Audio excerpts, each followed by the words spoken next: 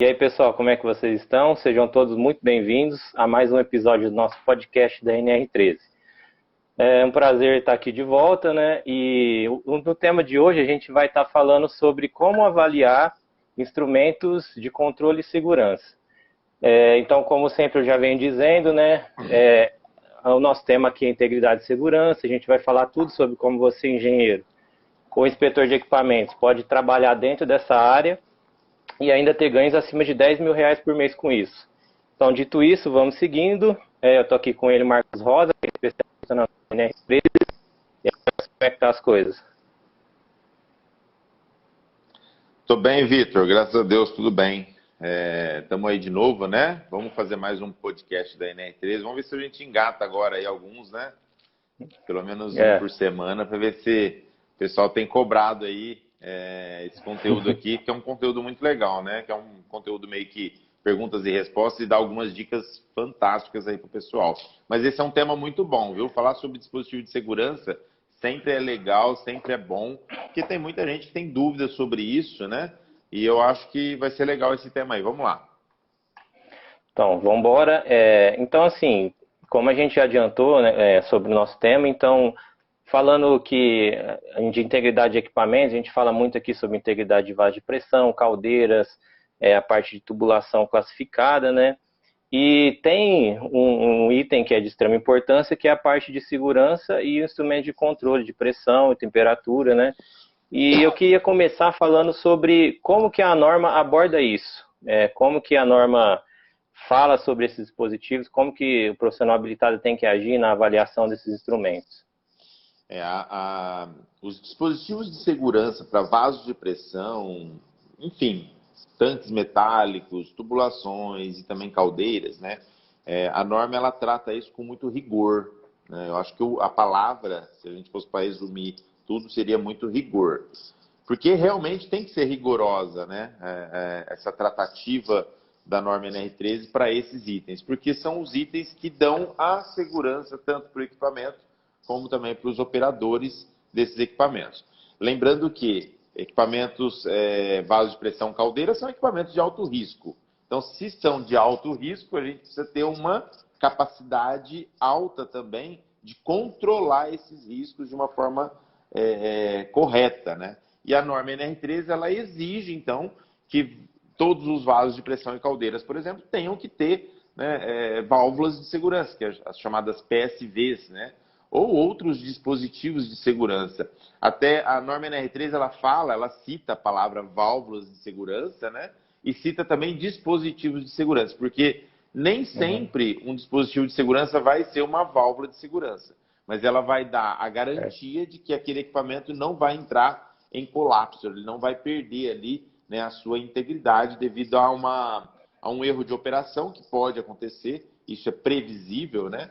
E esse erro de operação ele só vai ser minimizado se você tiver realmente todos os dispositivos de segurança bem montados, bem calibrados, com uma boa manutenção e feito ali o set point de abertura, talvez, né, da forma correta. Uhum. Agora, existem vários tipos de dispositivos de segurança. Não sei se você vai falar sobre isso, mas a gente poderia entrar nesse assunto também. Legal. A gente vai abordar um pouquinho sobre esses dispositivos, né, sobre as PSVs, mas eu queria falar um pouquinho agora sobre DCBI. A norma Sim. fala essa sigla, né? E eu gostaria que você falasse aí para o pessoal que está nos ouvindo, o que seria esse DCBI, como ele funciona, como avaliar até se existe isso dentro no campo, quando o pessoal for fazer a inspeção. Sim. Na verdade, o DCBI... Espera aí um pouquinho. Na verdade, o DCBI... o computador aqui está falando comigo. Na verdade, o DCBI ele é o seguinte, ele é um dispositivo de controle de bloqueio inadvertido, né? O que seria isso, o dispositivo de controle de bloqueio inadvertido? Imagina que uma válvula de segurança, você precisa ter a segurança de que ela vai operar, ela vai funcionar na hora que ela foi exigida. Então, eu vou dar um exemplo aqui para ficar mais fácil. Imagina que você tenha um vaso de pressão, né, que tem uma PMTA de 12 quilos. E aí você tem uma válvula de segurança calibrada para abrir com 12 quilos. Beleza, então você está ok, né? De acordo com a norma, essa válvula está calibrada, ela foi feita manutenção de forma correta, com as datas, os períodos corretos, e ela realmente, se exigir dela abrir com 12 quilos, ela vai abrir. E aí você então tem uma sobrepressão nesse equipamento, e aí vai lá e abre, né? Na verdade, a válvula abre e alivia. Então, isso é a forma correta de acontecer. Mas o que pode acontecer? Imagina que entre a válvula de segurança e o vaso de pressão, você tem ali uma válvula, talvez uma válvula esfera de abre e fecha. Então, você tem lá uma válvula esfera que está desbloqueada. Alguém pode passar lá, talvez para fazer uma manutenção naquela válvula de segurança, na PSV, ou por qualquer outro motivo, vai lá e fecha aquela válvula esfera. E aí ela corta a comunicação entre o vaso de pressão e a válvula de segurança. Se o vaso, nesse momento, ele for acima de 12 quilos, a válvula não vai funcionar porque ela tem um bloqueio ali.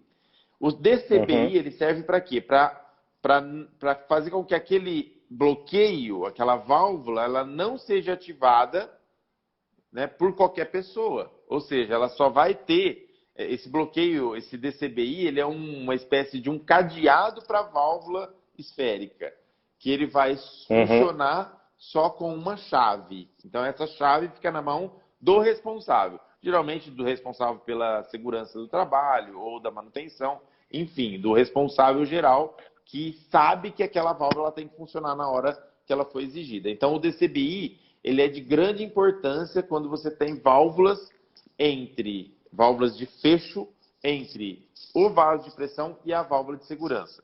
E é importante salientar isso, que eu já vi não com DCBI, mas com talvez um arame amarrado, ou talvez um enforca-gato, né? Daqueles de plástico. Quer dizer, isso não é o suficiente. Pela norma, não é o suficiente. Tem que ser realmente um DCBI com chave, com tranca, em metal, geralmente, para que ninguém consiga mexer ali sem autorização. E é muito importante que isso seja aplicado da forma correta. Você não pode ter bloqueio entre válvula de segurança e equipamento, porque esse equipamento vai estar em risco. Ou seja, se você tem uma válvula de fecho que não tem o DCBI, o profissional habilitado que fizer a inspeção desse equipamento, obrigatoriamente ele tem que informar que aquele equipamento está em risco grave iminente. Né? Ah, não, mas a válvula de fecho está aberta. Está aberta, mas mesmo assim ele tem um RGI e é muito importante que todo mundo entenda isso. E assim, os proprietários principalmente, né, que tem que ter realmente esse controle. Esse DCBI, então, é muito importante. Legal. É importante também o pessoal saber avaliar, né, quando você está nesse tipo de situação em campo, porque muitas vezes as válvulas podem até estar um pouco longe do vaso, né? Então, se ela estiver instalada na linha, por exemplo, é importante se avaliar todo o caminho, todo o trajeto, para poder não correr esse risco de ter algum dispositivo ali dando um bloqueio inadvertido na válvula. Não, legal, é isso aí. Bom, então antes da gente seguir a próxima pergunta, vamos falar um pouquinho sobre os dispositivos de segurança. Tem uma outra pergunta aqui que é sobre válvulas gêmeas, né? Então, mas antes disso, vamos falar sobre os dispositivos. Falar para o pessoal que está ouvindo a gente, quais são, como... dispositivos de segurança existem vários, por isso que a norma já até fala assim, né? Porque tudo que vai dar segurança para o equipamento é um dispositivo de segurança. Um exemplo, PSVs, que é a mais conhecida, que é as válvulas que são calibradas para abertura, né? E aí, geralmente, ela pode ser, no caso de caldeiras, são escalonadas. Então, às vezes você tem 2 ou 3 válvulas, né?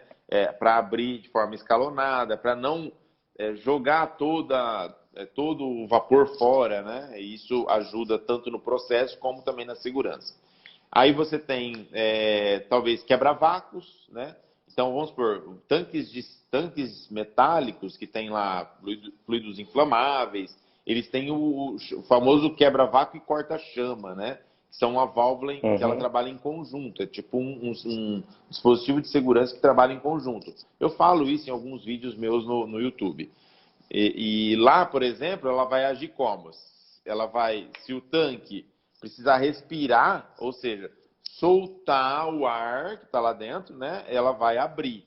Se o tanque precisar sim. respirar, que é puxar o ar, por causa, dependendo da quantidade de fluido que está saindo, né, do tanque, ela vai puxar o ar da atmosfera. Então, ela vai abrir também, né, nesse aspecto. E se ela, por exemplo, tiver um raio ou alguma faísca, né, ela também serve para corta-chama, ou seja, ela veda para que não tenha, para que a chama não entre na parte interna do tanque. Então, esse é um outro dispositivo. Existem também os Legal. quebra-vácuo comum, que é para equipamentos que trabalham simplesmente com vácuo, né, que é a pressão negativa.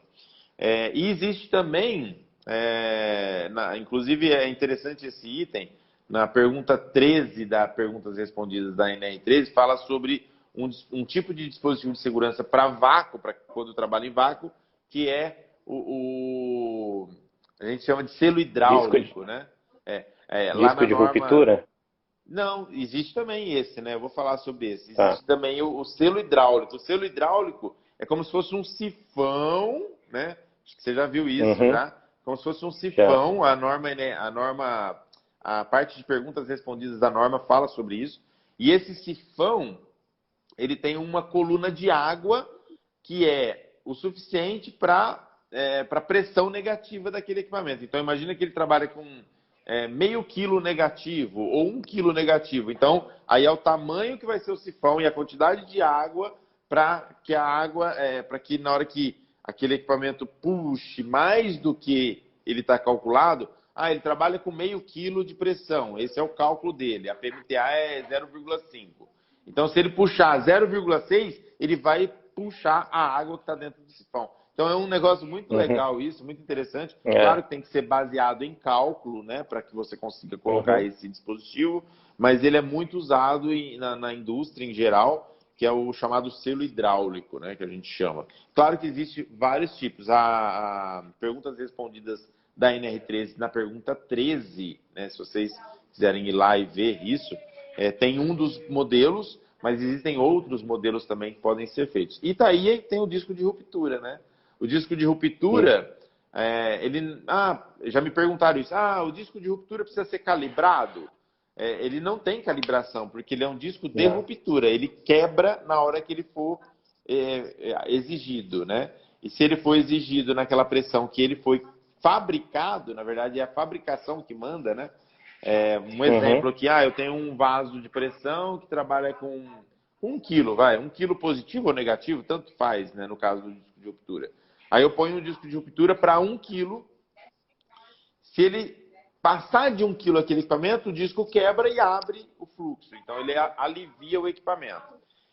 O uhum, interessante de discos de ruptura é que para fabricar o disco de ruptura, o fabricante ele tem que fazer inúmeros testes com aquelas metragens, aquelas micragens, né, do disco, até que ele consiga equalizar, né, a pressão naquela pressão indicada pelo cliente dele. Então imagina que às vezes para uhum. fabricar um disco o cara tem que fazer 10, aí ele testa 9 para te fornecer um, né? Então é mais ou menos assim.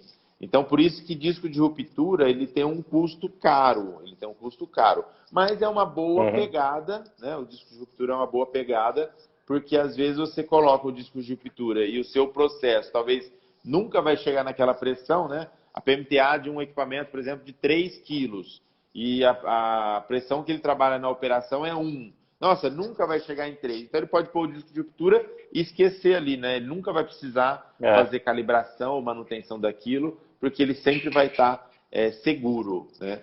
É claro que isso não exime, né, a responsabilidade do profissional habilitado em fazer verificações, fazer inspeções periódicas, né?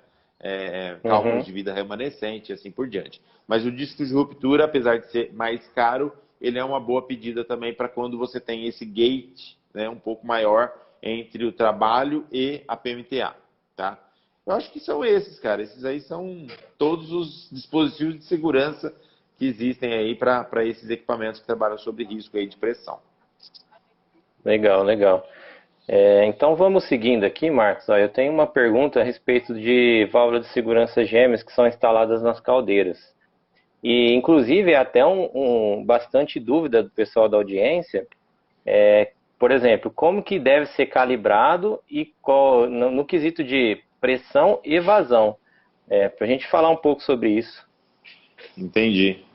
Eu acho o seguinte, ó, calibração de válvula, geralmente as válvulas de segurança elas devem ser calibradas com valor de abertura na PMTA ou abaixo, certo? O Sim. ASME, ele dá algumas, Tolerância? ela dá uma tolerância, eu não me lembro se é 3%, 2%, isso eu não me lembro, mas eu sei que ele dá uma tolerância, a gente pode falar nisso num outro podcast, né? Aí eu me intero do Uhum. assunto. Mas, geralmente, as válvulas de segurança são escalonadas para caldeira. Então, quando você fala Sim. de válvulas gêmeas, na verdade, você está falando em duas válvulas iguais, instaladas no mesmo Uhum. equipamento, só que Isso. elas têm aberturas diferentes, né? Então, um exemplo, uma caldeira de 48 quilos de PMTA, eu posso ter uma válvula com abertura, né, cravada em 48 quilos, uma segunda válvula, né, com abertura de 46,5, uma terceira válvula com abertura de 44,5. E aí a pressão de operação, por exemplo, pode ser 40 quilos. Então, beleza, eu opero com 40 quilos, chegou em 44, abre a primeira válvula, né? Continuou o acúmulo de vapor, Aquela válvula não foi suficiente para aliviar e para voltar à normalidade, abre a segunda, né? Continuou ainda, que é muito difícil isso acontecer, tá? Mas continuou o acúmulo de vapor. E para continuar o acúmulo de vapor subindo, você tem que estar jogando muita energia na caldeira. Você tem que estar colocando Uhum. combustível, né? Mais combustível do que talvez o normal. Então aí você começa a Uhum. ter um aquecimento maior na caldeira, você gera mais vapor e aí você acumula mais vapor e isso vai subindo. Então imagina que até abrir a Certo. terceira. A terceira válvula, geralmente, quando abre as três válvulas, isso significa a vazão de 100% do vapor. Ou seja, uma caldeira de 200 toneladas a hora. Eu vou lá, calculo as três válvulas para 200 toneladas de vapor. Então, imagina que ela vai lá, vai expulsar todo aquele vapor e É. aliviar a caldeira, né? Claro que isso dificilmente vai acontecer numa operação, né? Porque hoje em dia as operações são já tudo através de sensores, né? De instrumentação. E aí, quando abre a primeira válvula, o operador da caldeira já faz os ajustes necessários para equalizar, né, a pressão da caldeira e começar a trabalhar dentro dos padrões e fechar essa válvula. Porque uma válvula também ficar abrindo de caldeira é perda, né? Você está jogando vapor Uhum. fora, combustível a mais, sem ter necessidade. Enfim, você acaba tendo esses gastos aí. Agora, interessante falar que a caldeira, por exemplo, algumas caldeiras, eu já vi esse caso, né? Principalmente caldeiras mais antigas, que já tem lá a sua PMTA reduzida, porque você teve um desgaste da caldeira, você teve que reduzir a PMTA, e a PMTA é muito próxima da pressão de operação. Então, quando acontece Certo. isso, você tem mais aberturas de válvula. Né? Porque, eu trabalho Uhum. com 20, a PMTA é 25, eu trabalho com 23. A primeira válvula é 23,5 e a segunda válvula é 24 e a terceira é 25. Quer dizer, meio quilo de gate é muito pequeno, então toda hora fica É. abrindo. Isso não é bom Uhum. para a caldeira, isso Uhum. não é bom para a válvula, isso não é bom para o bolso do proprietário, porque você vai ter gastos desnecessários. Jogou vapor fora, você está tendo custo, né, a mais. Então, tudo Uhum. isso tem que ser avaliado e tem que ser revista, né? Às vezes, ou baixar a pressão de operação, ou até fazer um retrofit, ou até trocar a Uhum. parte que está indicando ali na caldeira que não tem integridade para uma PMTA um pouco maior. Mas enfim, eu acho que é isso aí. Legal. Existe também, você falando em válvulas gêmeas, né? Eu até lembrei, o Sim. Monifield, que eles falam, para vasos de pressão que Com amônia. precisam. Como? Isso, o Os de vasos que amônia, trabalham com amônia. por É. exemplo, né? A amônia é um fluido É. letal e geralmente Uhum. eles põem o Monifield para quê? Porque aí eles colocam duas válvulas idênticas, mesmo não precisando referente à vazão. Não é por causa da vazão nesse caso, é por causa da manutenção. Então imagina você tem lá um equipamento que não pode ficar de jeito nenhum sem válvula. Aí eles põem o Monifield, que eles falam, que é um divisor, né, do vapor, ou do fluido, no caso, para duas válvulas. E aí você ora trabalha com uma, hora com outra.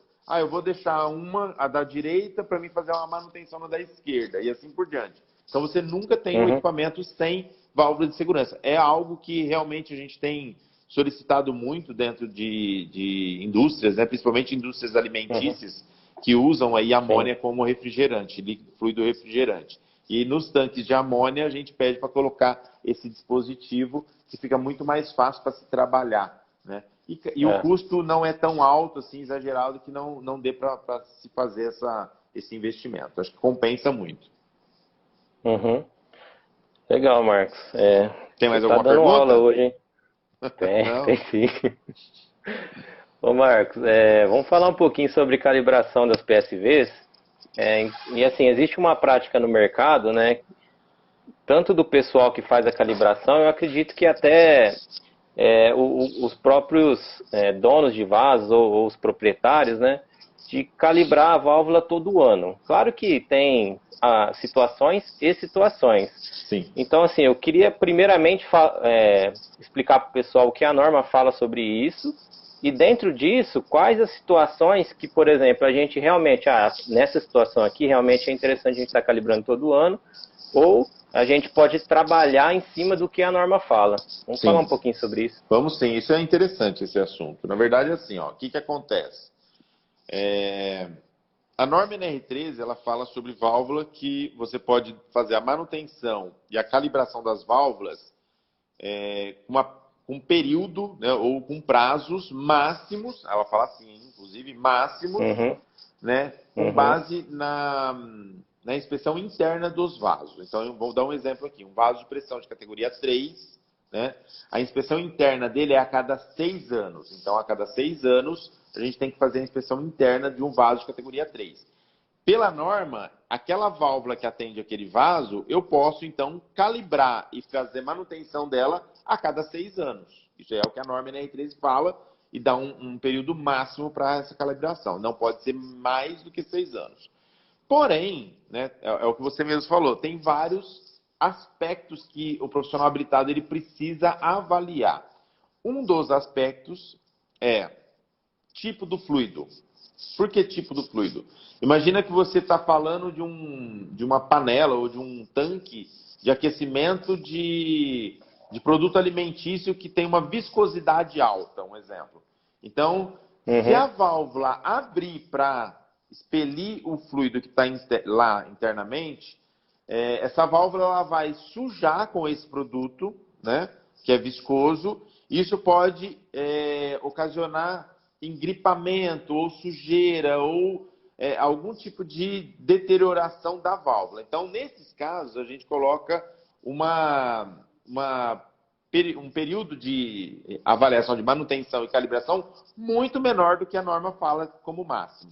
Um exemplo, pode ser um vaso de pressão de categoria 5. Né? Nesse caso, a gente coloca anual, porque realmente faz sentido. Porque você pode ter problemas relacionados ao fluido. Então, eu falei dos motivos de você mudar isso.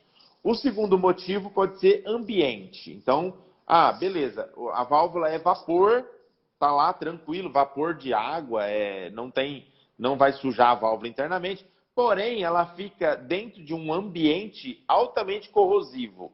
Então, nós estamos falando em indústrias químicas, né? Você tem lá uma indústria química que o ambiente é corrosivo. Nesse caso, também vale a pena você avaliar a possibilidade de colocar, talvez até anual, ou até menor, né, o tempo. Eu já vi casos de válvulas de segurança e de vasos de pressão de categoria 5, que o vaso era inspecionado a cada 6 meses. Por quê? Porque por causa do ambiente que ele estava trabalhando. Então, você pode fazer isso. E isso fica a critério do profissional habilitado. É claro, gente, que a gente não pode usar esse mecanismo que a norma fala, né, sobre a critério do profissional habilitado para talvez ganhar vantagem sobre o cliente, ou seja, gerar demanda. Isso eu abomino isso, tá? Então você tem que avaliar o que é correto. Se realmente o ambiente é propício a desgaste, a corrosão, o fluido é um fluido viscoso e precisa colocar uma inspeção, uma calibração, uma manutenção da válvula com prazo bem reduzido, você coloque. Mas se não for o caso, a válvula fica lá, está até no ar-condicionado e o cara está colocando 1 ano, isso é errado. Então, se a válvula está num ambiente favorável, na sombra, fluido limpo, não tem nenhum tipo de problema, você entendeu? Eu acho que pode ser usado, então, a data, o período máximo aí que a norma coloca como padrão.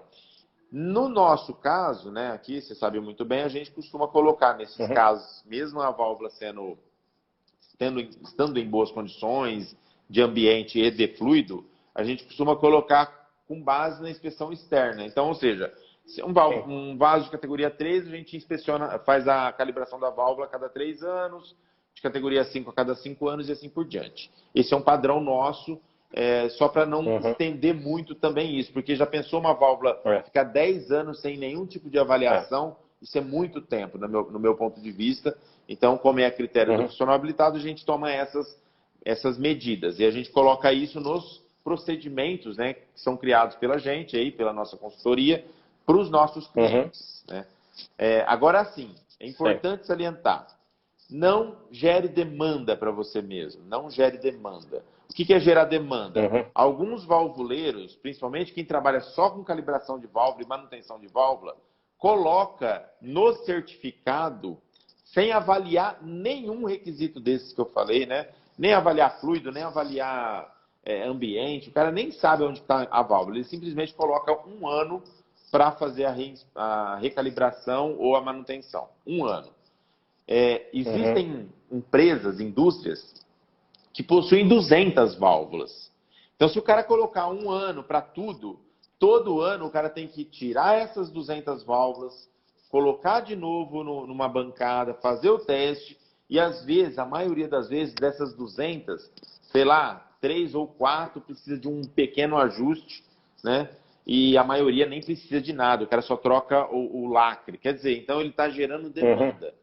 O valvuleiro que faz isso, a empresa, assim, eu não concordo, eu acho que tem que deixar a critério do cliente e do profissional habilitado. Tá? A critério do cliente e do profissional habilitado. O profissional habilitado é que sabe o que precisa ser feito. É ele que sabe quanto tempo, talvez, você precisa reavaliar aquela válvula, ou fazer um ajuste novo nela, ou fazer uma recalibração. Então, o profissional habilitado deve tomar essa decisão, e não o valvuleiro, para não gerar essa demanda, né? E isso é uma coisa injusta, né? Porque, cara, sinceramente, o cara vai gastar 100 mil reais por ano sem ter necessidade, e hoje em dia, né, ninguém, nem as indústrias que têm, cara, 200% de lucro. Se uma indústria está tendo 200% de lucro, parabéns para ela, entendeu? Mas ela não merece que um profissional vá lá e faça algo que gere demanda para ele simplesmente para ganhar dinheiro. Não, eu acho que tem que ser honesto em tudo e vale a pena você trabalhar com honestidade. Eu estou até preparando um vídeo aí para colocar no canal sobre essa questão de honestidade, de fazer o negócio do jeito certo. Porque realmente é isso que vai fazer o seu negócio dar certo e o seu negócio prosperar. Integridade profissional Não, integridade profissional é tudo, né, Marcos? A gente sempre trabalha com muito profissionalismo e com honestidade, tanto é que a gente está aí no mercado até hoje e bem-sucedidos, né? Exatamente. Tem mais Marcos, alguma? Então, tem mais uma aqui para a gente finalizar. Então vai. A gente está falando aí de custos, né, demanda, grana, e existe uma situação em que a gente consegue ter vamos falar assim, reduzir drasticamente um custo, simplesmente, em vez de colocar, quando são vasos escalonados, né, tipo vasos interligados, a gente consegue reduzir um custo muito grande de válvulas se a gente colocar válvulas na linha, né? Então, e não diretamente nesses vasos.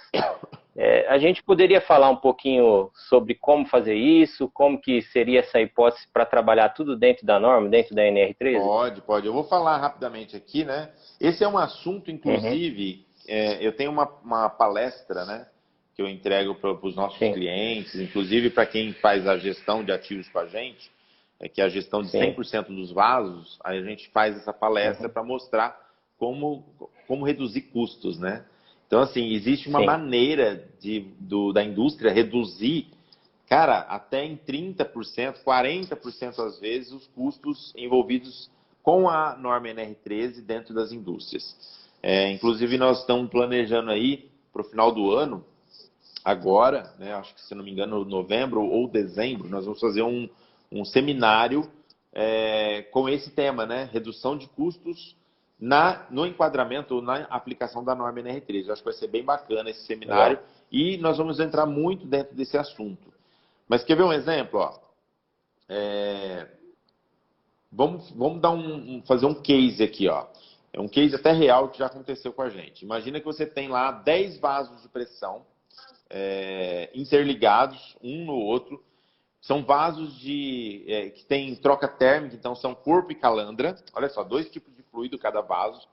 Então, se você tem 2 tipos de fluido num vaso, você tem que fazer cálculo, PMTA, prontuário, você tem que avaliar os dois, né, as duas posições, as duas partes desse equipamento. Porque hora um é categoria 1, outro categoria 2, ou 3 e 4, ou pode ser até a mesma categoria, mas tem fluidos diferentes, temperaturas e pressões diferentes. Vou dar um exemplo aqui, 10 vasos, corpo e calandra, né? Você tem 2 tipos de fluido, então.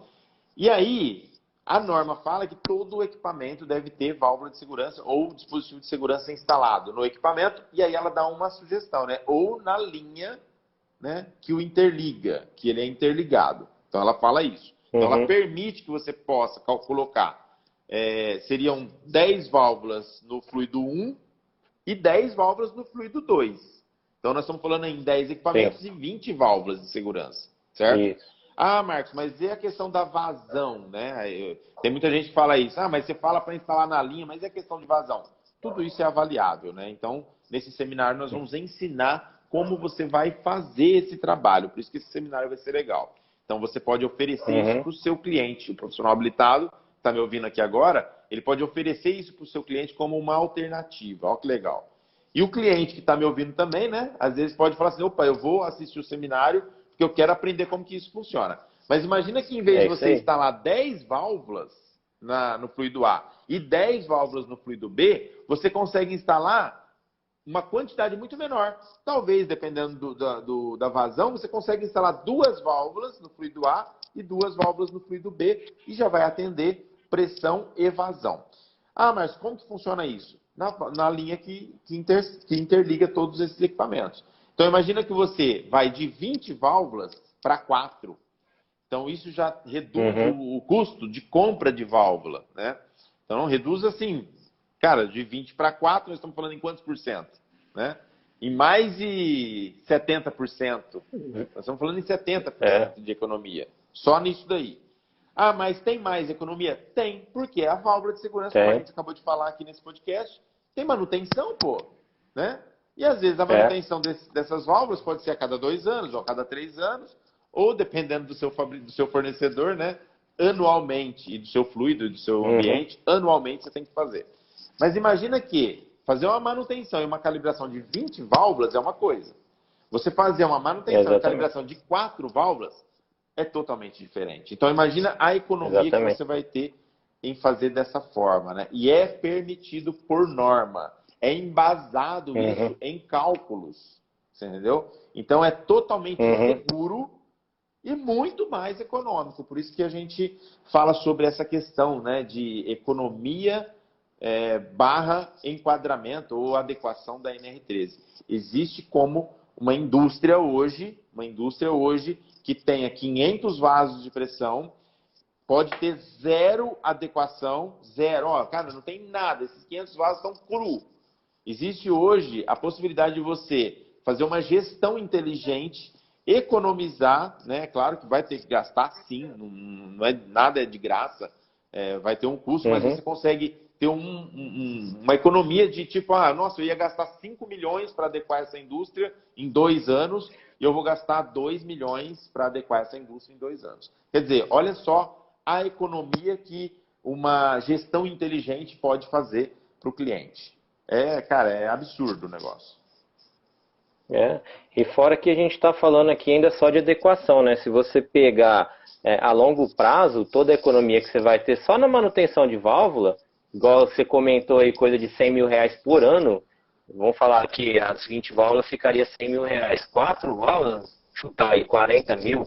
Entendeu? No longo prazo, você vai ter uma economia menos, gigantesca, né? Também. Exatamente. Daria, se a gente dividir 100 por 20, dá 5. 5 vezes 4, 20. Daria 20 mil reais. Você tem uma economia de 80% nesse caso. 80%. Por ano, né? Imagine isso em 10 anos. Exatamente. E nós estamos falando, claro, em 10 vasos, né? Olha o exemplo que eu dei, de 10 vasos. Hoje existem indústrias que têm 1000 vasos de pressão. 1000. Então aí você multiplica isso por 1000, né? Quer dizer, então existe uma economia realmente, quando se faz o negócio certo e legal, com base na norma, mantendo seguro, tudo dentro da segurança, dentro da integridade que a norma NR13 exige. Legal. Ô Marcos, eu acho que assim, a gente chegou com força total, né? Totalmente excelente nosso bate-papo de hoje, as dicas, o conteúdo, foi muito bom mesmo, acho que agregou muito e queria te agradecer aí por mais esse podcast, pela oportunidade de estar participando do projeto mais uma vez. Se quiser deixar algum recado aí para a gente poder finalizar. Tá. Não, eu queria só agradecer aí, né, sua participação também, eu acho que é fundamental. Sozinho é difícil a gente fazer um podcast, né? E agradecer a todo mundo que está nos ouvindo aí, né? Tanto no Spotify como no Deezer, o pessoal que acompanha o meu trabalho também aqui, né, no Instagram. Isso aqui que a gente está falando, gente, vale ouro para quem está dentro da área, tá? Então, às vezes tem gente até que fala, nossa, você é doido, você fica passando o pulo do gato pros caras. Eu falei, cara, esse é o trabalho, é o jeito que eu escolhi de fazer as coisas e eu, assim, agradeço a Deus todo dia por me dar saúde, né, para continuar colocando aqui as informações de forma, cara, clara, objetiva. Tem gente, até tem um aluno meu que até fala assim, eu gosto do seu jeito que você não tem papa na língua. Mas é verdade, cara, porque se a gente começar a minimizar as coisas, cara, é risco de vida, né? NR13 fala sobre risco, e risco é de vida, não é risco de perder dinheiro. Nós estamos falando de vidas, né? Então, vale muito a pena você ouvir, você que está ouvindo aí, tanto aqui no Instagram, no IGTV, como no YouTube ou no Facebook, né? Também a gente tem também o nosso canal lá, nosso grupo no LinkedIn. Então, assim, imagina que vale muito a pena você estudar, você conhecer melhor. E o canal NR13 Descomplicada trouxe aí essas informações que é para ajudar vocês a interagir e também, como diz o tema aí, né, ganhar dinheiro com isso, cara. Não é errado você ganhar dinheiro em ajudar as pessoas. Então, todo mundo que estuda e que se mantém ativo, né, merece sim ganhar dinheiro ajudando as outras pessoas. E é muito benéfico isso, beleza? É isso aí. Abraço a todos aí. Beleza. Então, beleza. Muito obrigado aí a todo mundo que nos acompanhou nesse episódio de hoje. Eu queria só lembrar, o Marcos já falou, né, que os nossos episódios todos estão lá no Spotify, no Deezer, fica aqui também no IGTV, em todas as nossas plataformas. Procurem NR13 Descomplicada. É uma coisa que a gente acaba nem sempre falando, Marcos, mas é importante. O pessoal que está gostando do conteúdo aí, compartilha com a galera que é da área, assim, vai dando mais relevância para o conteúdo e a gente vai todo mundo se ajudando. E é isso, agradeço mais uma vez aí por estar participando do projeto e a gente se vê aí no próximo episódio. Isso aí, até semana que vem, gente. Valeu! Falou, galera, obrigado.